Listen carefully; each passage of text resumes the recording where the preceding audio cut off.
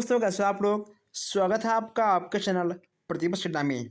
दोस्तों, आज हम लोग यहाँ पर एक बार फिर से देखने वाले हैं डीएलएड तृतीय सेमेस्टर का बहुविकल्पीय प्रश्न है। दोस्तों, साइंस में आपको 5 नंबर मिलते हैं बहुविकल्पीय प्रश्न से।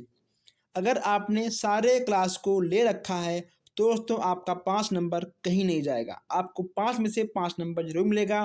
दोस्तों, इस बार का लक्ष्य है 25 में से 25।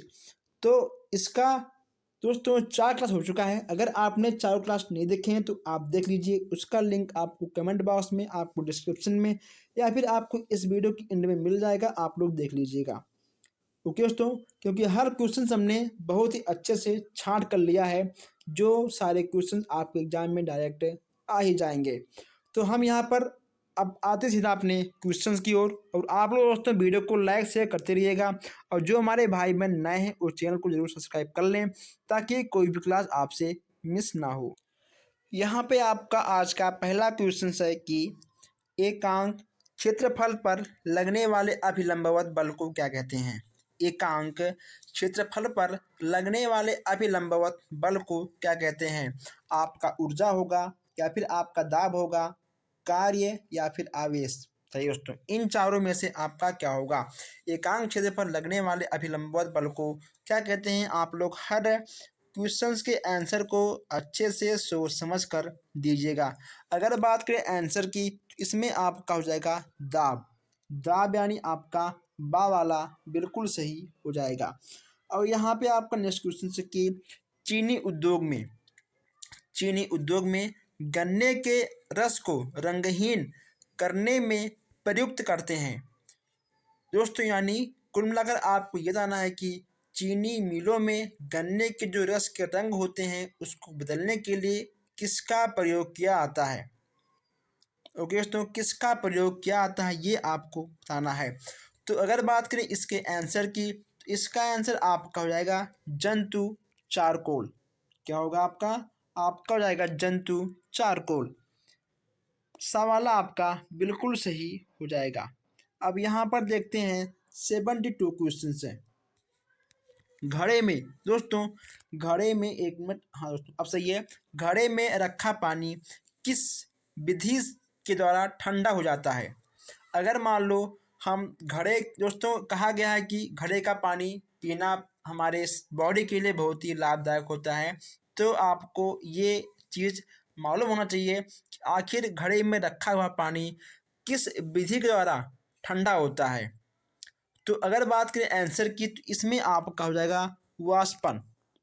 क्या होगा इसमें आपका होगा वाष्पन, यानी आपका इसमें दा वाला बिल्कुल सही हो जाएगा। दोस्तों, मैं आपको बता दूं कि हम चारों क्वेश्चंस को इसलिए नहीं पढ़ते हैं क्योंकि दोस्तों आपका टाइम बेकार ना हो, और आप हर क्वेश्चंस को देखते हुए, हर क्वेश्चंस के आंसर को देखते हुए, समझते हुए आप आगे बढ़ते रहिएगा, ताकि आपका टाइम भी ना खराब हो, उसके बाद आपके सारे क्वेश्चंस भी हो जाएं। अब यहाँ पर हम आगे बढ़ते हैं। नेक्स्ट यहाँ पे आपका है कि पत्ती में पाया जाने वाला रंध्रक कहाँ पे होता है। तो दोस्तों, पत्ती में जो रंध्रक होता है वह पत्तियों में कहाँ होता है।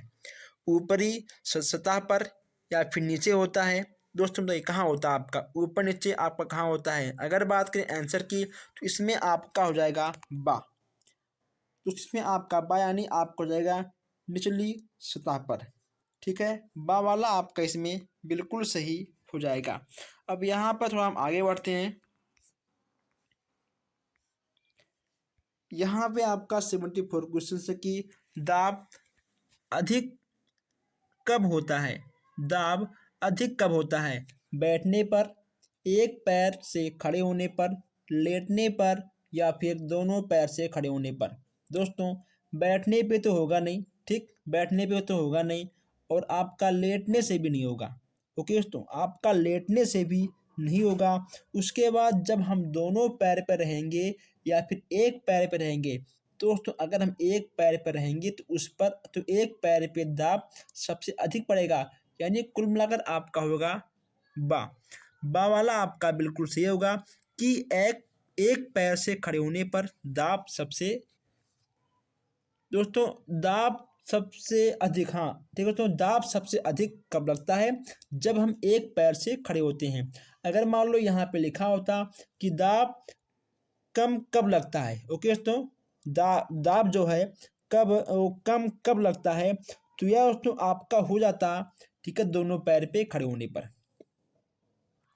चलिए अब आगे बढ़ते हैं। यहाँ पे आपका नेक्स्ट क्वेश्चन है कि निम्नलिखित में से किस में कार्बन नहीं होता है? तो नमक, चीनी, रोटी, कोयला। दोस्तों हम इस क्वेश्चन को आपको एक बार बताए थे इसके नेक्स्ट वाले क्लास में, तो आप इसको बताइए कि आखिर इसमें क्या होगा।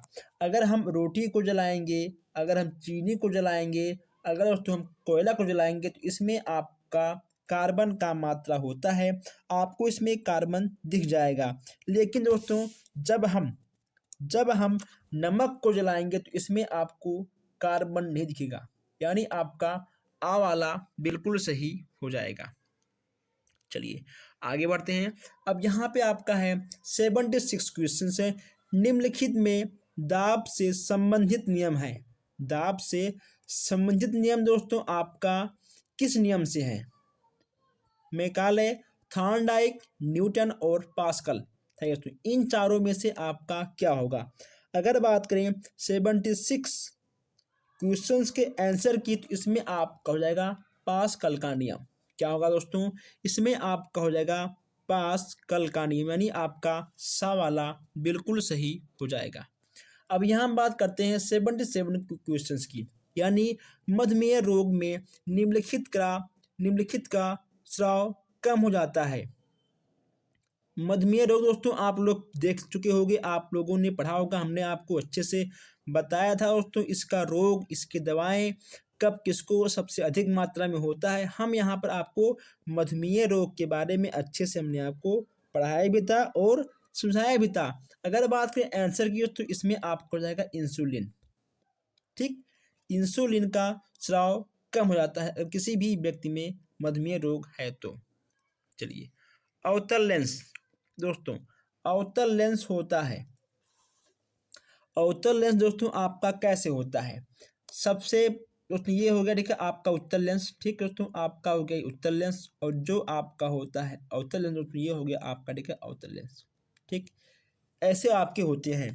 तो अगर बात करें दोस्तों आंसर की कि आखिर इसका आंसर क्या होगा, तो फिगर आपके सामने है, आप फिगर को देखकर आप इसका आंसर तुरंत टिक कर सकते हो। तो अगर बात करें दोस्तों इसका आंसर आपका होगा पीठ में पतला, किनारे पर मोटा। ओके दोस्तों, देखिए यहाँ पे आपका बीच में पतला है, ठीक है दोस्तों, और यहाँ पे देखिए आपका मोटा है। ठीक है, तो आपका बा वाला बिल्कुल सही हो जाएगा।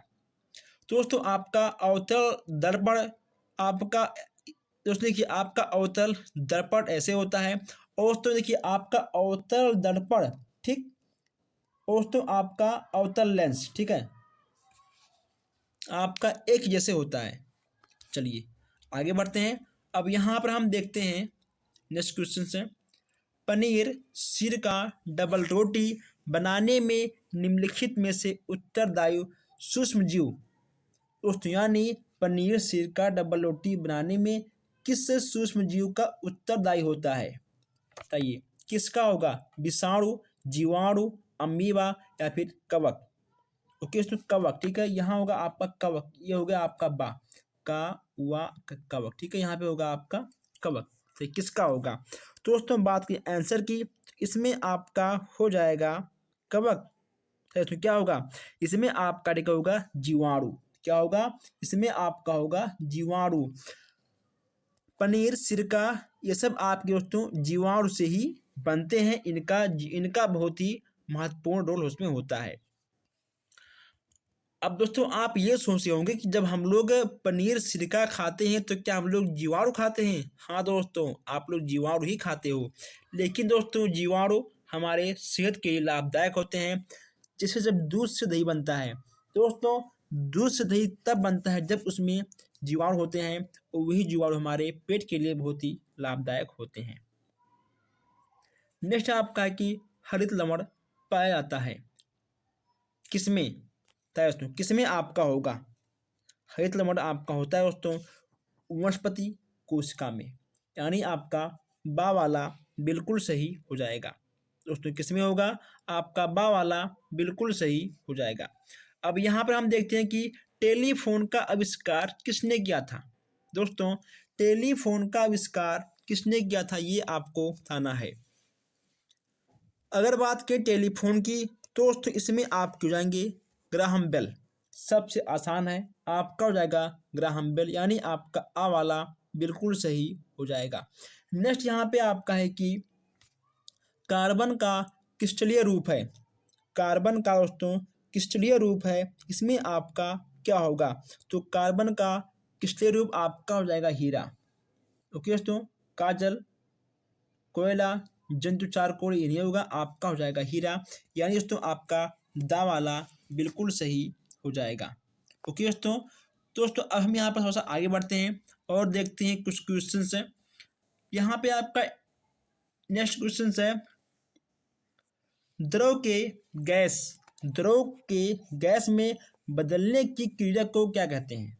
दोस्तों द्रव के गैस में बदलने की क्रिया को क्या कहते हैं ये आपको बताना है दोस्तों। इसमें आपका हो जाएगा वाष्पीकरण। ओके दोस्तों, यानी भाप, जब वाष्प बनता है यानी जब भाप दोस्तों बनता है तभी आपका द्रव से गैस में बदलेगा। जब वाष्प होगा, जब भाप बनेगा तभी।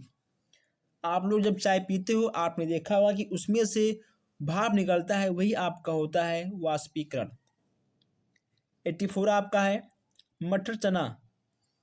मटर चना की जड़ों की गांव में पाया जाने वाला जीवाणु है। ओके दोस्तों, जो आपके मटर और चना के जड़ होते हैं दोस्तों, उनके जड़ों में जो गांव पाए जाते हैं उनमें दोस्तों कौन सा जीवाणु होता है ये आपको बताना है। अगर बात करें आंसर की तो दोस्तों इसमें आपका हो जाएगा आवाला। आवाला आपका इसमें बिल्कुल सही हो जाएगा। अब दोस्तों यहाँ पे आपका है कार्बन का क्रिस्टलीय रूप है। दोस्तों इस क्वेश्चंस को हम लोगों ने कर लिया है। दोस्तों ये क्वेश्चंस हमने आपको 2 से 3 बार कराया था। ये क्वेश्चन दोस्तों आपके लिए है, आप इसका जवाब मुझे कमेंट बॉक्स में जरूर देंगे। ओके दोस्तों आप लोग लगातार वीडियो को देखते रहिए, आप लोग अच्छे से पढ़ते रहिए, क्योंकि दोस्तों आपका एग्ज़ाम बहुत ही नज़दीक है। अगर आपको कुछ भी पूछना है, कुछ भी जानना है तो आप हमसे कमेंट बॉक्स में जान सकते हो, पूछ सकते हो। अगर आपको किसी भी क्वेश्चन में डाउट है तब भी आप हमसे पूछ सकते हो। तो बस दोस्तों आज के लिए इतना ही। कम पढ़िए, अच्छा पढ़िए, जितना पढ़िए उतना आपके एग्ज़ाम में आ जाए। तो बस हम मिलते हैं फिर नेक्स्ट क्लास में। धन्यवाद।